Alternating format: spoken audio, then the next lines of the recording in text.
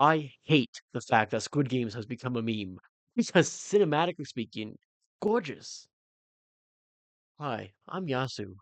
I'm going to talk about how Squid Games 2 is one of the most beautiful TV shows I've seen in a hot minute. Now, am I glazing it? Yeah, maybe. But that's not important.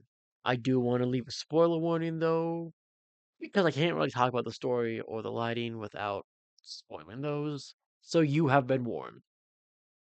Now, I can't talk about the story, right? Because that's not my specialty. I'm not a writer. That's not what I do. But cinematically speaking, it's wonderful. Like every scene is so beautiful and have so much thought put into them. From the lighting to the camera work to the acting. This season was extremely beautiful.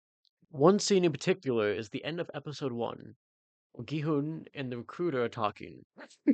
Sorry, in my script, the recruiter is just like 10 times bigger than the rest of the script and is in bold, and it's super funny. Anyways, let's go to Yasu on the floor to talk about the scene in more detail.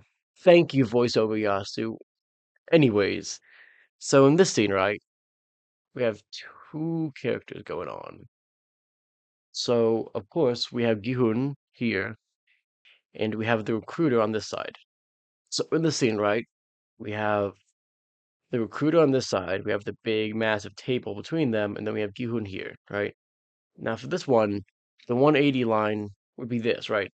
It's more or less the eye line between the two of them. And for the entirety of this first sequence, the camera is only on this side. However, the moment the gun spins in this scene here, right, it changes.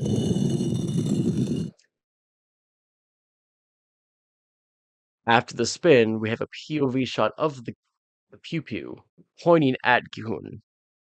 However, it's no longer on this side of him. No, no, no. The camera is now being put on the left side. But this is where I'm going to make a side tangent. Talking about lighting. In this scene, it's lit by two things. We have the red light here, neutral tone, kind of like sunlight over on this side. Now, why is that important? Well, let's interpret it a little bit different than light. For the first scene, right, everything was shot with the red side facing us, which I took to interpret the red being the recruiter. This is him in control of the scene, right? However, the moment the gun lands on him, on Gihun, it changes to the blue side. It changes to Gihun's favor. I know it sounds stupid right now, but let me explain myself further. Now, this scene, directly after the spin shot, it changed the cameras, right? That's a good point where the cameras can change. So the 180 line is still the same, however, the cameras now are on that line.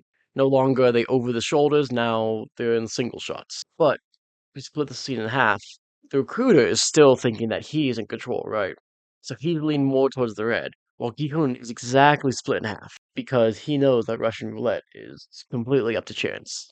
Of course, they go back and forth a couple times, and whenever they're holding the gun, they are more leaning towards the side of the opponent because, well, I mean, this is Russian roulette. They could be unalived here, as the kids say. Yeah, the camera may like push in, but the blocking stays the same no matter what. Until the moment they get about halfway through, it changes. Suddenly, there's no the camera refuses to go to the other side of the line.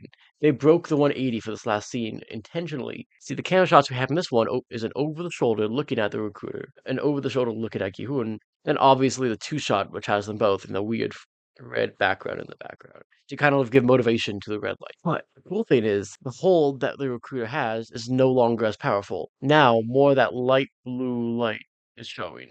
The red is being faded altogether, showing that, yeah, the recruiter's not going to win this. I think we knew that obviously from a narrative standpoint. But the camera is showing us that the hold that the recruiter had at the start is gone. For context, the red is overpowering the white most of the first half of the scene. It's also cool that he has no highlights, right? Usually, highlights show like the person has a soul. In this scene, they made sure that there's no highlights showing. The red here is fading away. The recruiter knows he's losing because even when it's that fifth and sixth bullet, the colors don't change. And then, of course, we go to the last shot before he goes pew pew and then he's gone.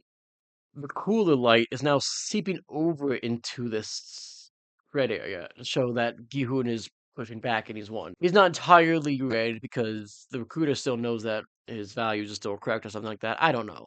That's not important. But it's a beautiful way to show visual storytelling through the lens of a camera instead of acting. What is told behind the scenes with lighting and color is so beautiful. Now, did the director mean all this? I'd argue, yeah. Some of these choices are so deliberate that I don't think they would have done it without thinking about it. I mean, like every shot picked here was picked for a reason, obviously. So I think the director was planning all this out, kind of a thing. Because why would you break the 180 rule, right? When you don't have to, unless you want to tell a side story about who's in control of the scene. Like that's brilliant. But that's about what I want to talk about in this scene. Voiceover Yasu, it's back up to you. Thank you, Floor Yasu.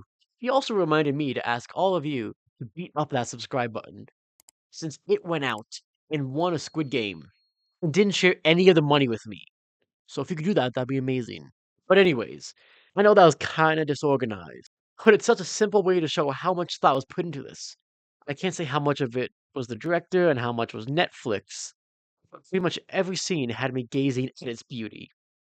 Although there was one surprise that was kind of spoiled to me due to a single use of a color.